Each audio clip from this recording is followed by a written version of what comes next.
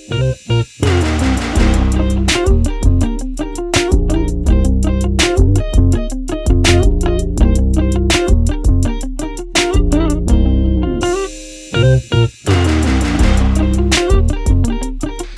today we have my good friend Andrew here from SANDALBOYZ. Good to be here.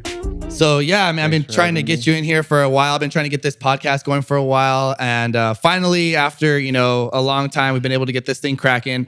And I've been talking to Emilio about different people that I want to interview, and keeping it to start off with the foundation with people that were from hustling to heights, people that I respect and seen on the hustle, on the come up.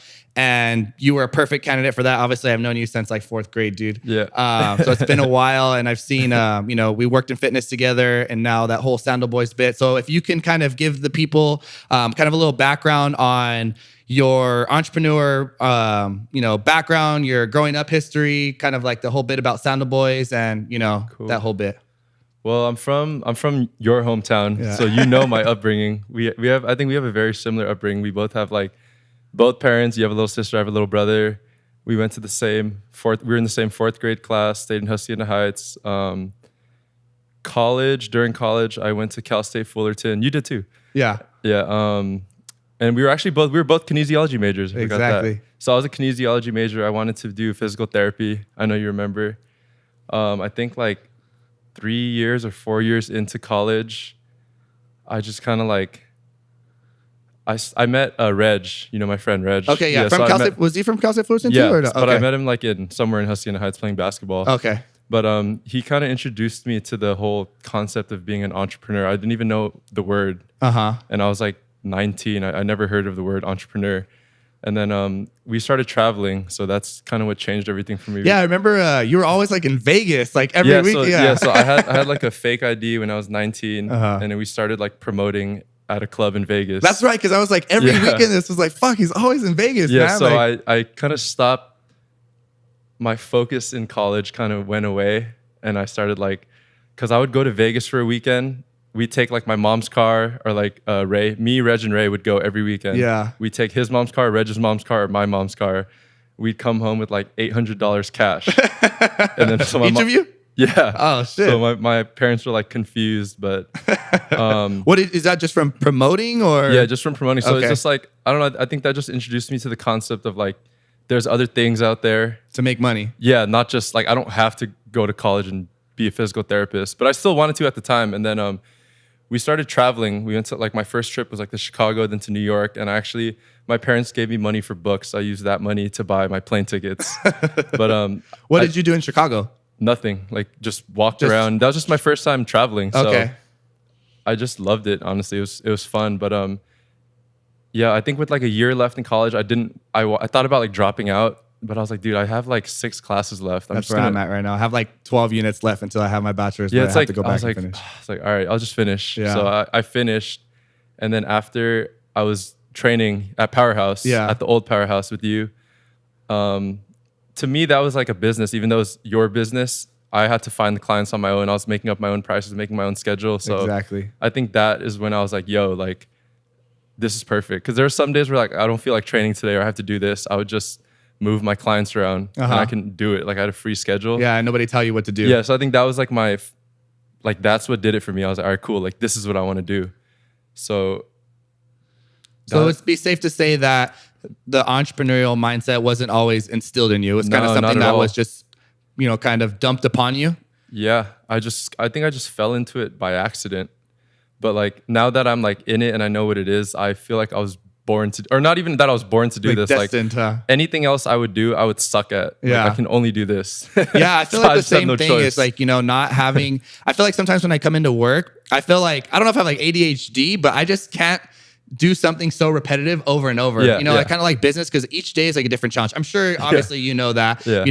Obviously, this past week, trying to get you in here, it's yo, I have something popped up on Tuesday, something popped up on Wednesday. But I totally understand that because that's just the nature of the business. Yeah. It's nothing is ever promised or nothing. You can plan something, but it never goes as planned. Never. Yeah. Ever. Yeah. So, obviously, the entrepreneurship gives you the leeway to kind of do the things that you want to do. So how did you stumble upon SANDALBOYZ? So let's see. So I was training Fran. I had a partner named Fran. Yeah. And then I was training him at Powerhouse. Yeah, I remember he's like a gamer, big, like a YouTuber, famous sneaker collector. Yeah. So I was training him at Powerhouse during the time, and I just thought of How did you come in contact with him? I actually met him in Vegas. Oh, okay. Like promoting? No, not really. I was with Ray in Vegas, and then we got back to our hotel room. We were walking into the bathroom. He walked into the bathroom at the same time, and then he was wearing just like this crazy fit. And then I was like to Ray, like, yo, look at this dude. Like, his fit is crazy. So then Ray was like, yo, I'm gonna give him my business card so I can cut him because he probably lives in Vegas. So I was like, yeah, go ahead. So then in the bathroom, Ray gave him his business card. He's like, yo, I'm a barber. If you ever need a cut, let me know. And then he was just kind of confused. Like, Fran was like, what the fuck? Okay. Like, And then we happened to be in Vegas again, like 2-3 months later. And Fran happened to be there again. And his friend needed a haircut. He hit up Ray. We happened to be there. So we went to his room. Ray cut his friend. We all hung out and we were cool. Dang, that's crazy. You know what? It really, it's a trip that you say that and kind of just putting yourself out there. Because at least in the fitness industry, for me, it's kind of not frowned upon, but like to go out and party is kind of like counterintuitive to like the fitness industry. But I feel like the people that are most successful and establish those connections, you almost have to go out and like be out there. Yeah. That doesn't necessarily mean being at the club, like drinking alcohol, but you need to be out. Yeah. Yeah. Like where do you say you've established like your best connections at? For me personally, it's been traveling out of country. Okay. Because there's just something about like, I met my really good friends from Amsterdam in Jakarta. But there's just something about when you're in a different country, you kind of like, you're in an unfamiliar place. So then you meet another person from somewhere else that's also in an unfamiliar place. And there's just this type of like that networking. Weird bond. Yeah. So like, oh, we're both foreign. Like, yeah. So I don't know. For me, it's been like traveling whenever I'm traveling. And whenever I travel, I'm just in this mindset of like, I need to be out. Like I can't be in my room. But when I'm home, I'm kind of like, let's just Postmates and stay in, Yeah, because I've been thinking about that for a while because I've been so not suffocated, but kind of just like swamped with business that it's hard to get out, establish those connections. And I feel like kind of like one of the outlets that I have now is this podcast. I'm able to network and be around people that are like-minded individuals when it comes to, entrepreneurship, business, fitness, lifestyle, and things like that. So that's kind of one outlet that I've picked up. But I noticed that, especially in your industry, because you're like in, shoes, merchandise, apparel, things like that, you kind of have to get out there and kind of push your product. Like, how do you get people to wear your stuff? So I've me and my partner Ray. Is it just you two now, or no? There's 4 owners now. Okay. Yeah. So we've been lucky that everything's been organic.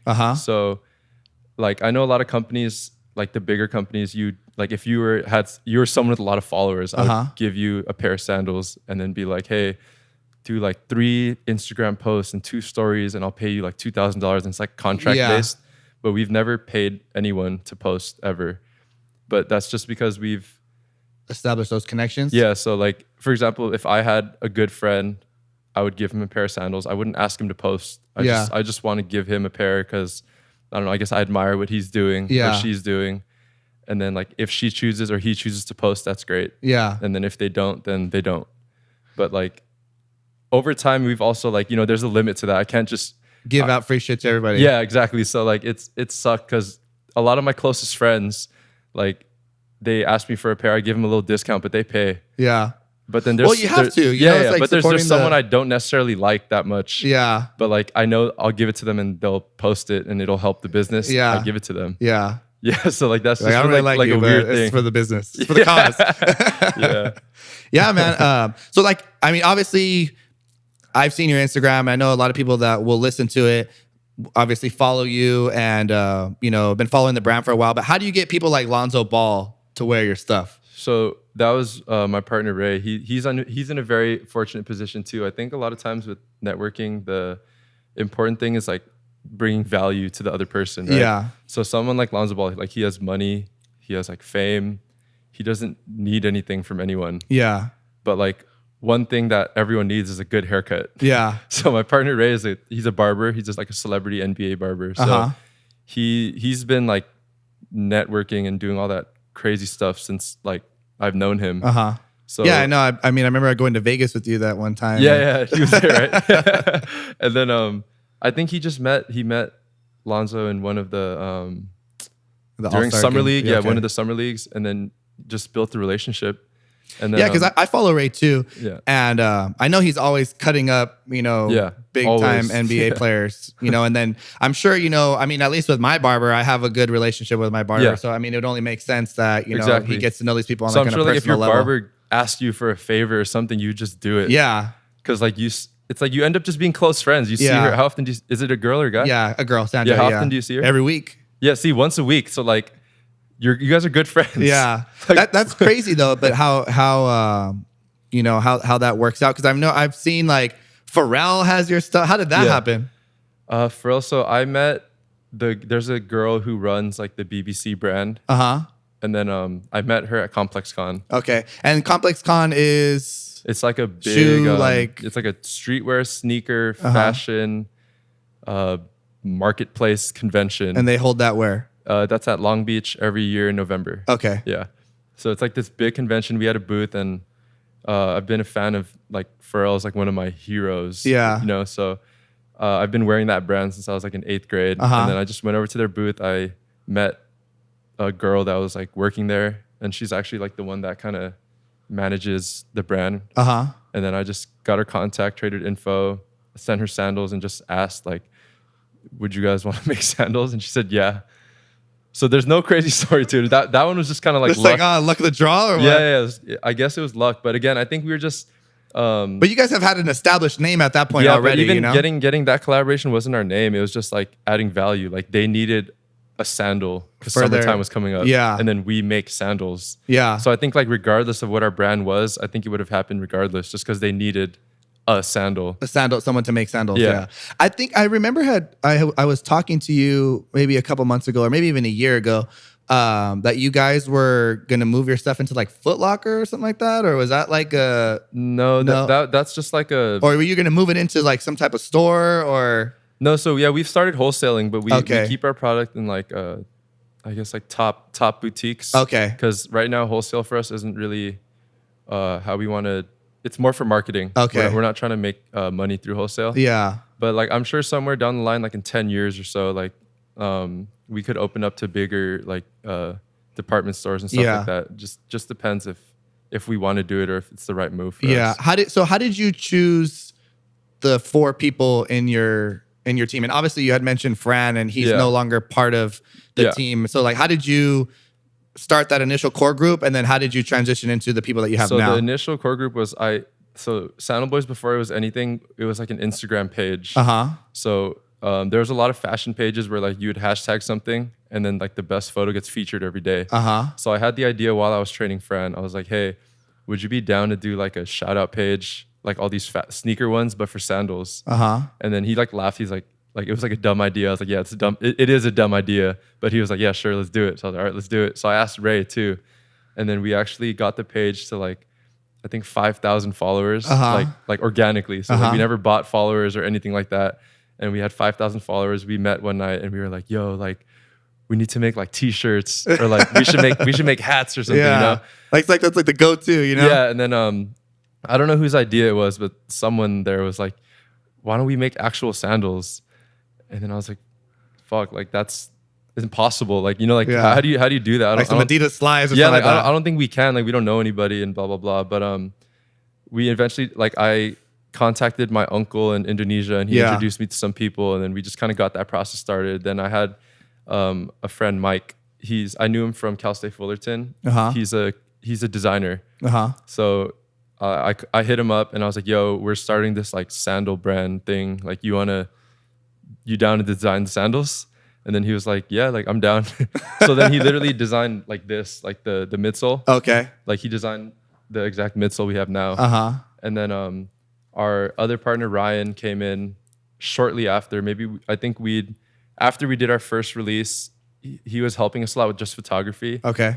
But then because I've seen some like sick shots, like at some people's mansions and some stuff like that. Yeah, that you got like, with your sandals and stuff like that. Yeah, but Ryan ended up just kind of like, he kind of like transcended photography and literally just started taking over as like operations. Okay. So like just the whole like the business side, the boring stuff. Yeah. Like the most important stuff. Yeah. So like The back end. he literally does, like he is the business, honestly, at this point now.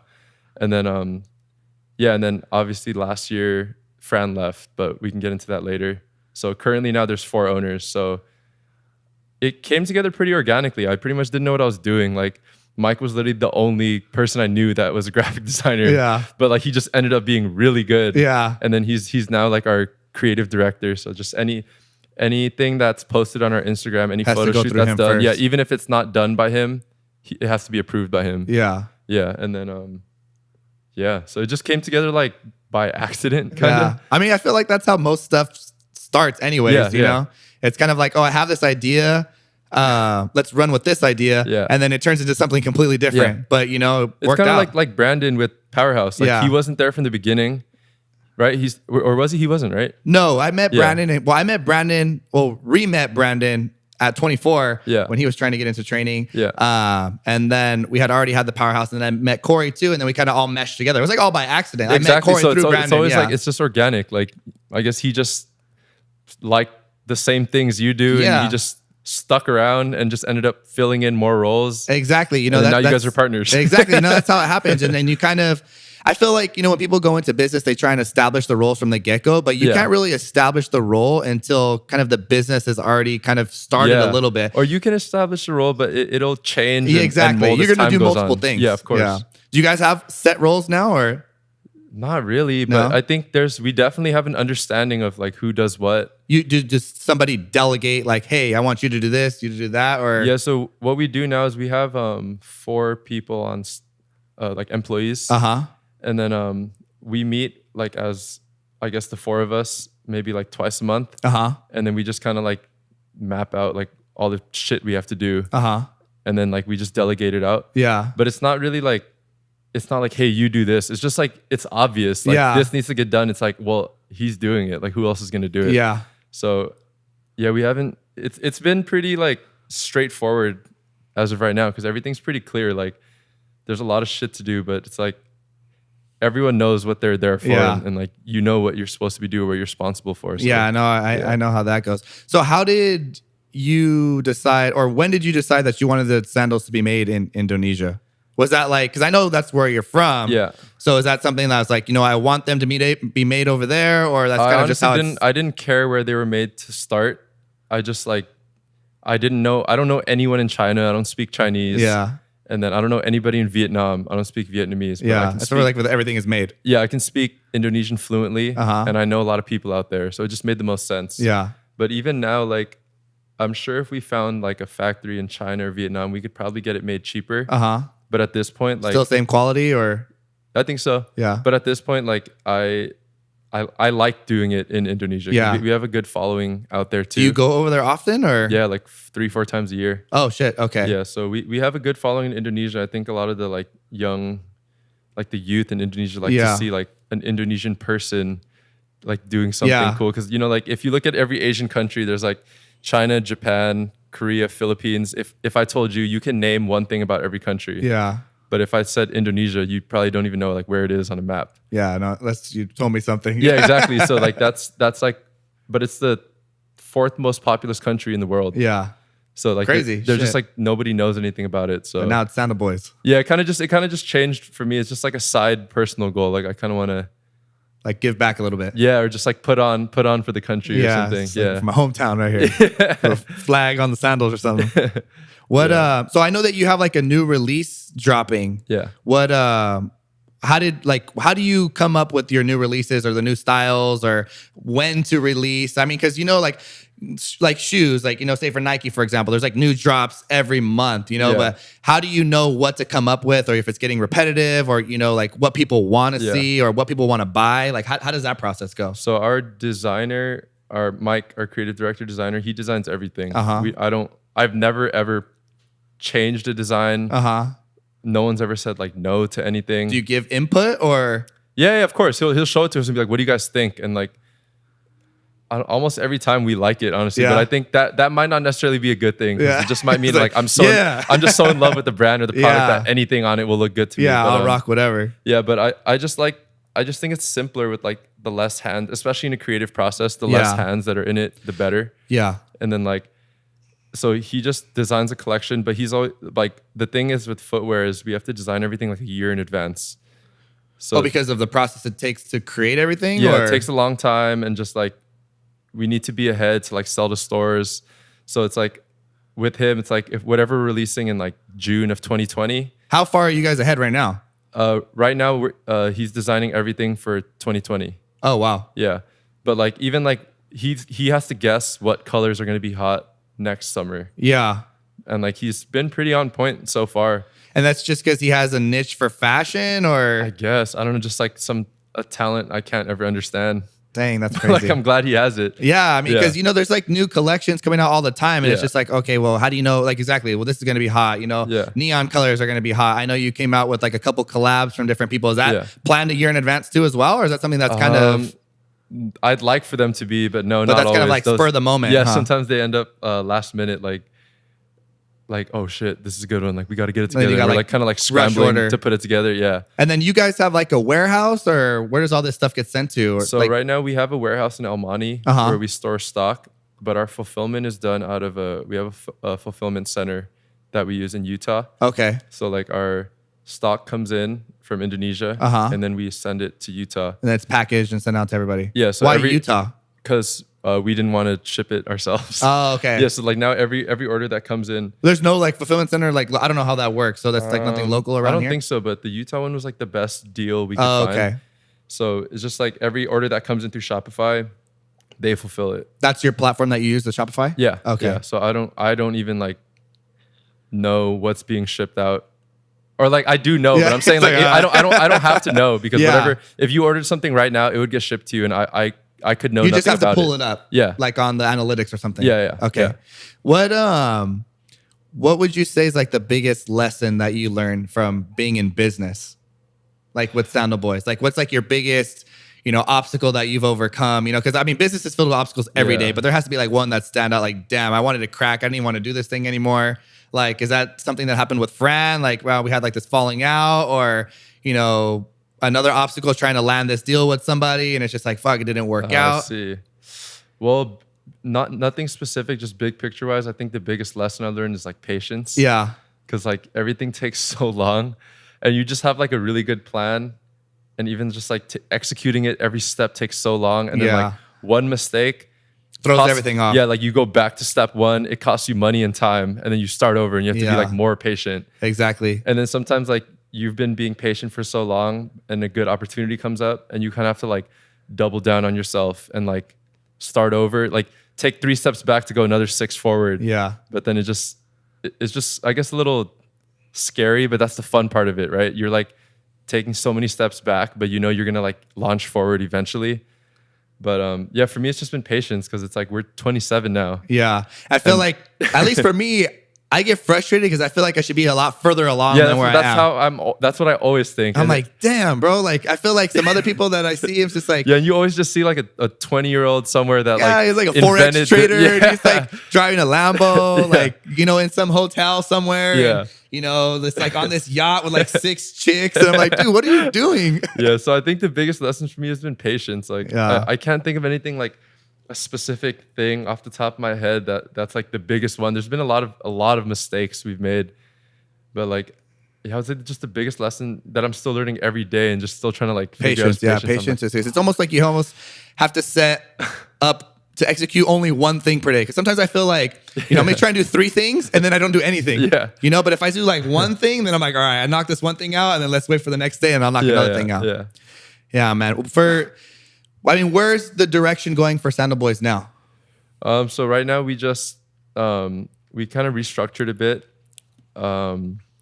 We needed to get like our production together. Like, I think I would say the back end of our business right now is more solid than it's ever been. But we were silent. Why is that? We have like a I don't know what to call him. I guess like a mentor now that we meet with like 3 times a week. A mentor, like business mentor, or like a consultant? So he actually invested a little bit into the company. Okay. And he's just taking on like like we gave him a board seat, and he's just taking on like a mentor role. Okay. So like that's been helping us a lot in terms Well, of if you don't mind me asking, what questions kind of do you bring to his attention? Like what's just literally, and because like right now there's like 4 of us, right? We could be in a meeting and then there's like a problem, like I don't know, like, oh, like we want to do or let's say like this, like, oh, we can like fortify our production line for 14K. Like, should we do it now or should we do it later?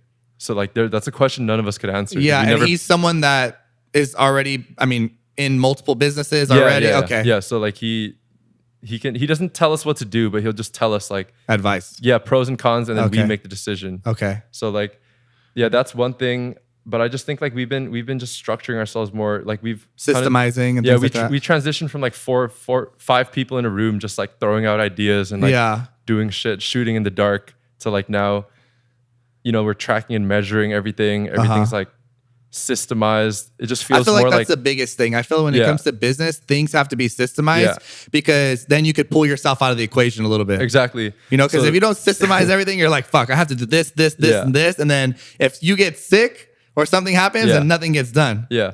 So that's why it was so good that we have like my partner Ryan, like he's the one that did all that for the business. Because like you know me, that's not my personality. Like I don't own a laptop right now. Like I'm barely gonna buy a laptop this year, you know, like I'm not the type that would like be able to like sit there and like figure problems out like that. So like he's been so good for us. Fucking Excel file. Yeah, so like everything's just like so organized and set, and then it's just like it's almost like he teaches me. It's like it's really funny, and it's like I was like looking. But it's like you want to learn that stuff. Of course. But yeah, I was just like looking around the other day at like all the people that work with us, work for us, and like my partners, and I'm like, yo, like I'm easily like the dumbest one here.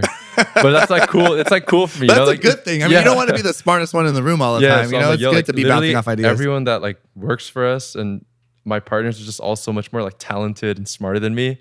So I'm like, but I mean, cool. You each like, bring your individual. Yeah, of course. Yeah, I'm not saying I don't do anything. Like, I'm just. I just caught the wave, man. Yeah, so it was really interesting for me to see that. That's crazy. Are you dabbling into anything else right now, or is SANDALBOYZ kind of like your main vision, main focus? At this very moment, no. But okay, is that just for preference, or are you guys so busy? I guess preference. Like we're in a. I think for sure in the next like 2 years, we're gonna be like all in on this. But like no, eventually I'll definitely be doing other things. What other things interest you? I don't know right now, honestly. More of like fashion stuff like that, or streetwear, or no, kind of within the same industry, or something completely different? Not it won't be that industry. But like yeah, I think right now the most important thing for me is just to learn how to like run or build a business in anything. And then once I can do that, I can do anything. Yeah. You know what I mean? It doesn't really matter what industry.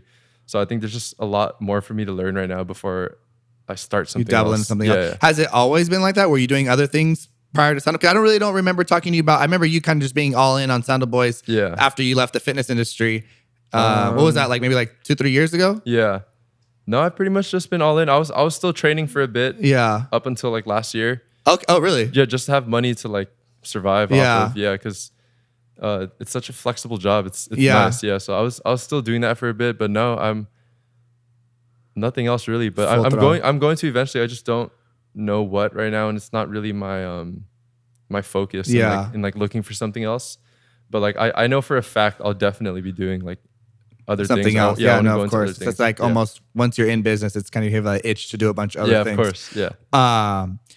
I mean, if you don't mind me asking, what did your initial startup look like cost wise for the SANDALBOYZ? Because I know everybody's like, hey, I want to start a brand. You know, I want to start something. Like, what does it cost? I don't have no money. Like, what do I have to do? So like, most people that start brands do T-shirts or like hats. That's cheap. I don't know what the exact cost is, but like anyone can do that. But for us, how this sandal works is like, and I didn't know any of this until we started. So this bottom part, this midsole, you need to make one mold for every size.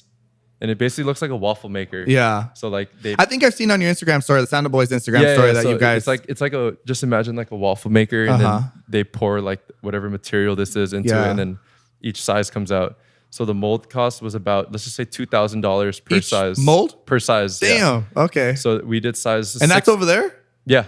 Wow. But that's like a pretty normal cost for a mold.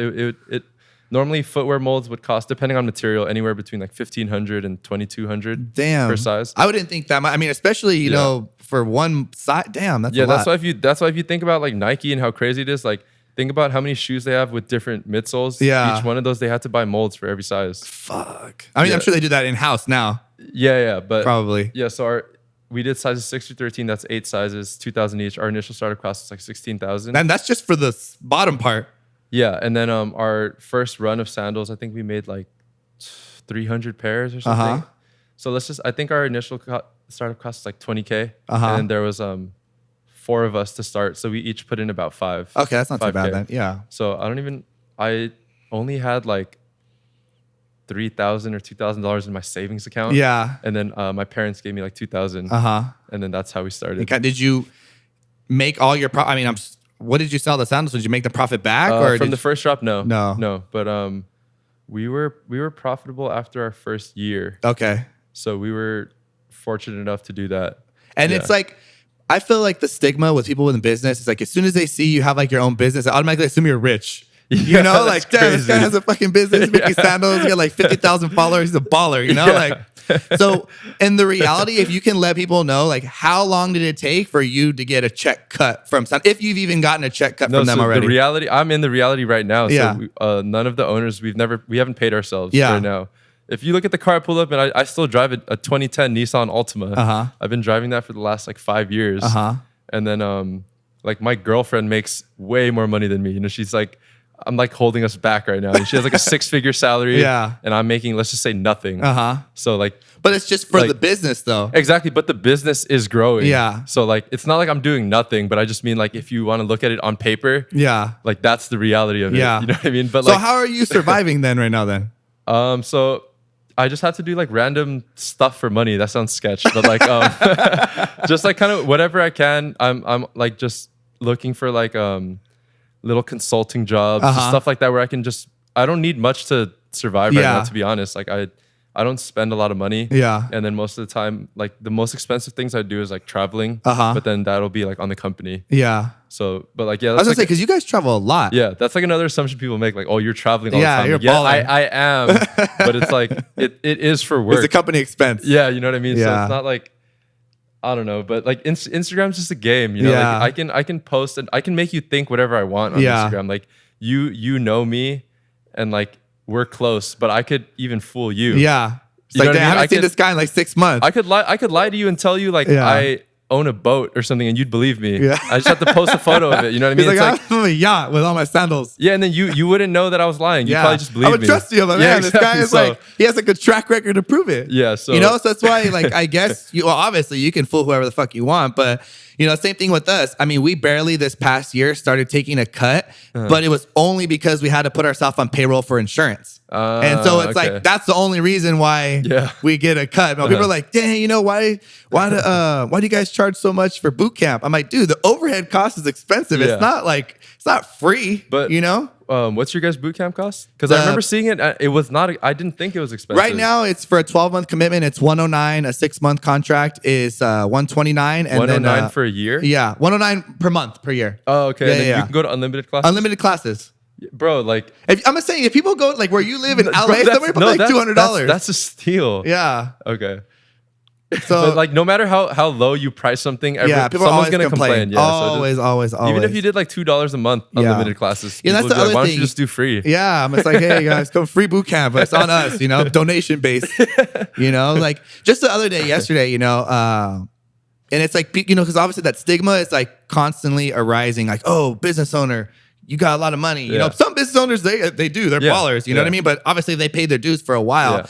And I had to yell at a couple of the boot camp people yesterday because their kids were jumping around on, actually these couches are set up over there, and they're like jumping on the couches during class. And I was like, dude, like I would like if I only had to buy the couch like one time, you know? It's like, it costs money. People think like, oh, it's like they'll buy another one, you know, or drop their fruit all over the chairs and things like that. I'm like, dude, you know, like, you know, the stuff's expensive. You know, we just spent like a couple $1,000 on, upgrading new equipment on like a couple box jumps. And it's like, you don't get that much. I feel like everything these days costs like $1,000. Yeah. Like if you want to buy something for business, all right, $1,000. Yeah. Like I bought like 4 slam balls and like a box jump. It's like, all right, $1,000. I'm like, fuck, man.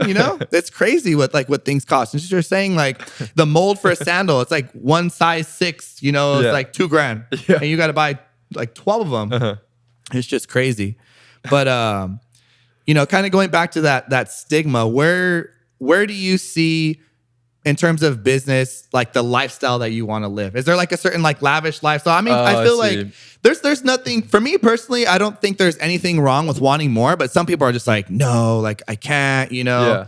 But I mean, if you work for it, you might as well. I read an Instagram post this other day from one of my friends that I follow. He's in the real estate, flipping houses and stuff like that. And he wrote a post of something like, someone's going to drive the car. Someone's going to wear the nice clothes. Someone's going to do all this stuff. Why not it be you? Yeah. And it's like, fuck, it's true. Yeah. I mean, obviously, but you're going to have underlying values and morals of what drive you to actually do the business. But I mean, those aspects I don't think are necessarily wrong. I mean, what's your take on that? Not for me, like for sure, I want like the Benz, of course, like a nice crib and all that, of course. But for me, like the main goal I have in mind, I just have this visualization of like take care of the family or something like that. Yeah, just like right now, like if I went to eat with my friends, I want to be able to just pay for the bill. Yeah. Like I don't want to like split the bill or whatever. Like if you and me ate right now and we caught up, I just want to be able to pay for it and not think about it. And same thing with my parents. So like mine is way simpler than that. I'm gonna get all that nice stuff, obviously, but I just want to be able to just pay for shit. Like, and it doesn't even have to be anything expensive. Just if you and me went to like McDonald's, fucking like Yard House or something dumb like fucking CPK. Yeah, I just want to be able to. Hey, bro, it's not me. I got it. Yeah, you know what I mean. I just want to just be able to like, even if we're eating with random people, I just want to be able to pay for the bill like without thinking about it. Yeah, like, no, that's the truth. I feel like now you go out with everybody. Everybody's like, I went out somewhere the other day and it's like people busted out like their like tip calculator, like the bill's like split like 8 ways and shit. I'm like, fuck, man. Like, but it just sucks because like it has to be like that right now. But like you're like Venmo me back 15, 18, like fuck, like just pay for that shit. Or like everybody just put their card in evenly, But I get what you're coming from that. It is a nice gesture, be able to take care of that because people get thrown off guard, when people do stuff like that. That's crazy, man. What's your dream car? I would never, like, no matter how much money I have, I would never drive anything crazy. I think I would just like G-Wagon or Range Rover, just that's it. Yeah, like, nothing. I would never go anything past that. Do you have like a ideal place where you want to live, ideal city, or? I mean, I know that your business is primarily in the nicer areas, LA, things like that. I know you've traveled a lot. Like, do you want to live over in the US? No, yeah, for sure. I'm staying in LA for my whole life. Okay, like, I can't live anywhere else. Yeah, like the weather's too. Why is that for business too, or? No, that's just personal preference. Okay. Like, I just like the weather here is too good. The food here, I'm just like comfortable here. This is just home.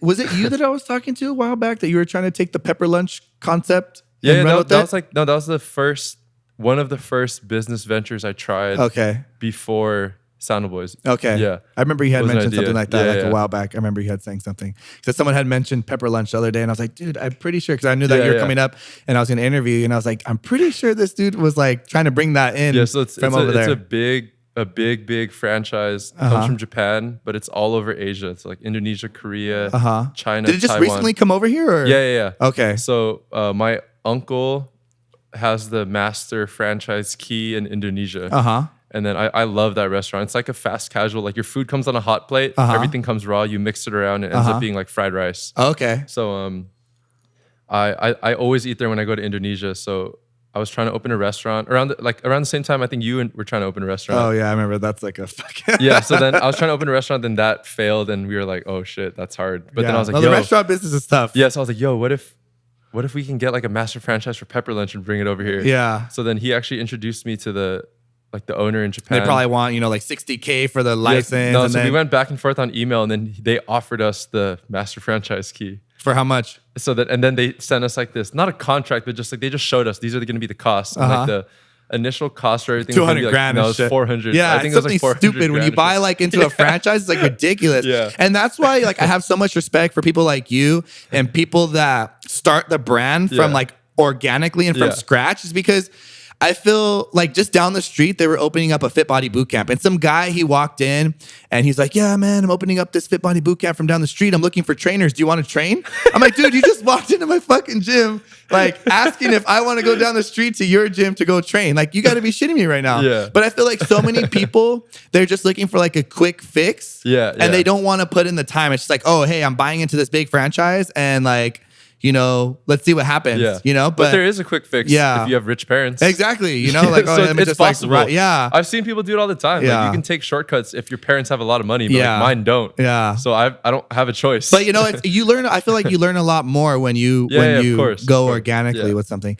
In terms of learning and things like that, what are some of the tips that you can give the people listening in that are trying to start their business and, you know, kind of run with the brand? Like, kind of things that have stood out to you that people have told you, like key points, like, dang, this has stuck with me for a while.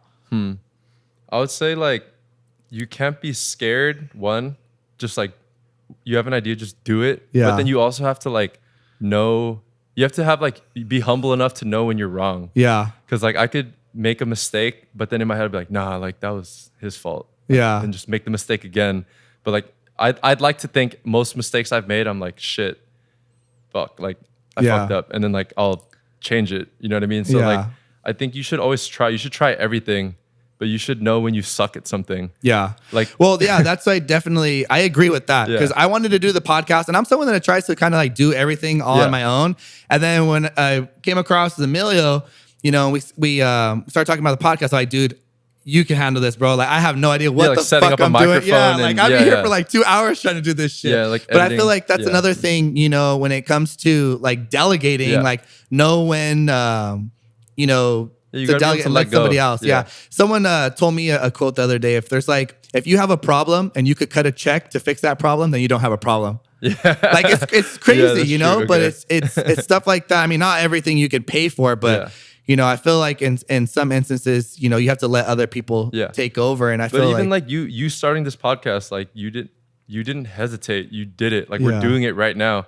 But I mean, like, let's say like 4 podcasts in, you and Emilio are talking, you're like, yo, this sucks. Like, it's boring. Like, I'm not a good speaker, which you are. But I'm saying, imagine like, if you did suck at it, you should know you suck and try something else. Exactly. But then now you got one step closer because you know what you're not, you know something else you're not good at. So you're like, one step closer to finding more things that you are good at. Yeah, that's another thing, because I was talking to Emilio and Anthony too. It's just like, I have a name for the podcast. I was thinking about doing the I Am podcast because I'm big, like, obviously my initials are AMM, but I'm big in like positive affirmations. Like, I can do this, or you know, I want to be this, or so on and so forth. But you know, kind of going back to like getting started and what you said, like, I don't have a logo for my podcast yet. I know the people I want to interview. I know what I want to talk about, but I feel like that stuff can get figured out along the way.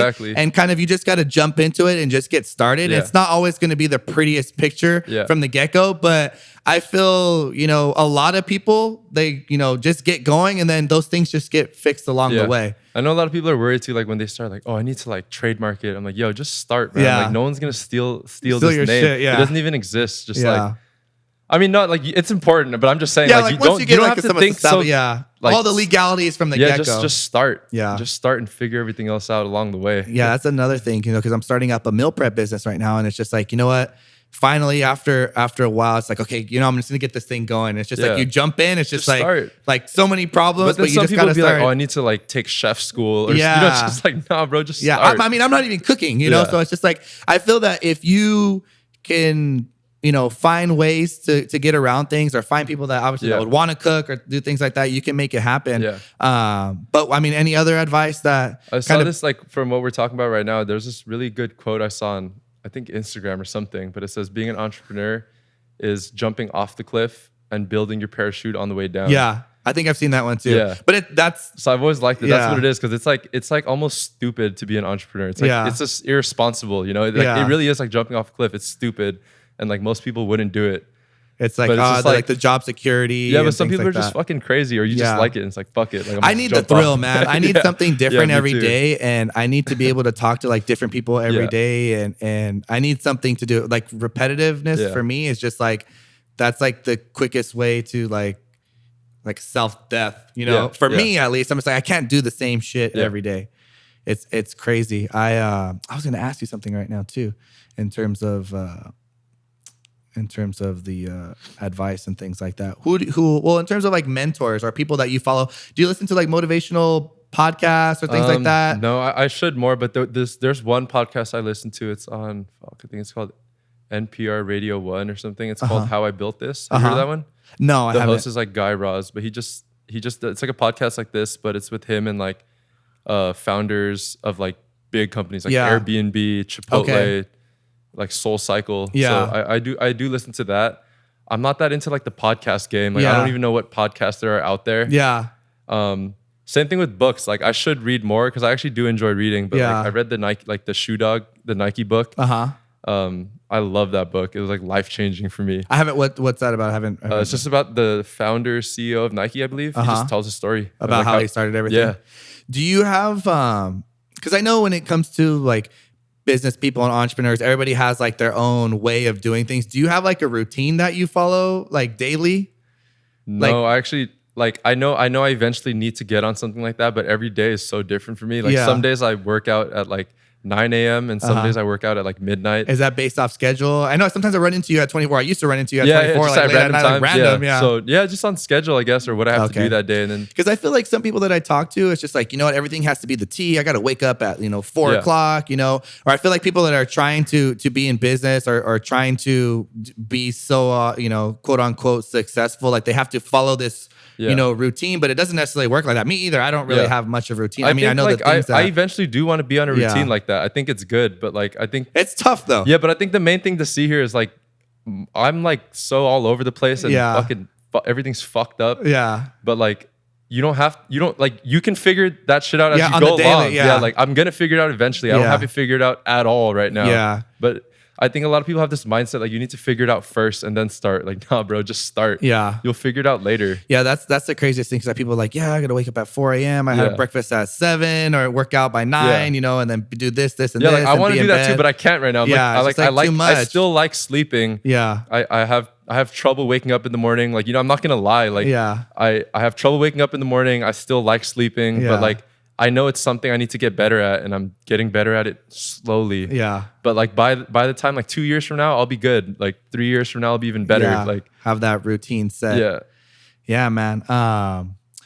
Well, that was kind of the sum of everything that I kind of wanted to talk about. No, I appreciate you bringing these sandals. I'm going to open them up right here real quick. Was this part of the new collection right here? Yeah. We just released this last Saturday, I believe. Yeah, last Saturday. Cool.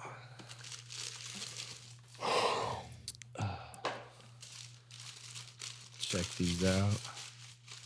Oh, one last thing before I get into it while I'm opening this up. So what ever happened to Fran? What was that whole thing? Oh, so this happened at the end of 2018. I'm sure you saw the Instagram video. He I had seen something that you had mentioned that you had told me, and it was, kind of me, I mean, I've been keeping up with you for a while. Yeah. So, I kind of like to know the inside scoops of things. Yeah. And, so okay, what happened? Because, business is always a bitch. Yeah. He just announced on Instagram that he was leaving the company basically. And then that was the first time or moment me and any of my partners had known about it? Yeah. So that's how we found out. But he also sent us a message in our group text at the same time. But like it was kind of like a shock to all of us. But like, damn, like the best way I could put it is just like misunderstanding and miscommunication. Okay. So like I think it could have been avoided. Like that's why I think it's just very important to like always be, especially with your partners, you have to be just open. Yeah. And you can't. No, that's a big time. I remember when we first started, me, Brandon, and Corey would argue like all the time. Arguing is inevitable. Like no matter but who now you're it's with, like, you're gonna argue. Yeah, how to like move past those situations, you know? And sometimes you don't even move past it. You can still I feel like with all your partners, like you fucking hate them. Yeah.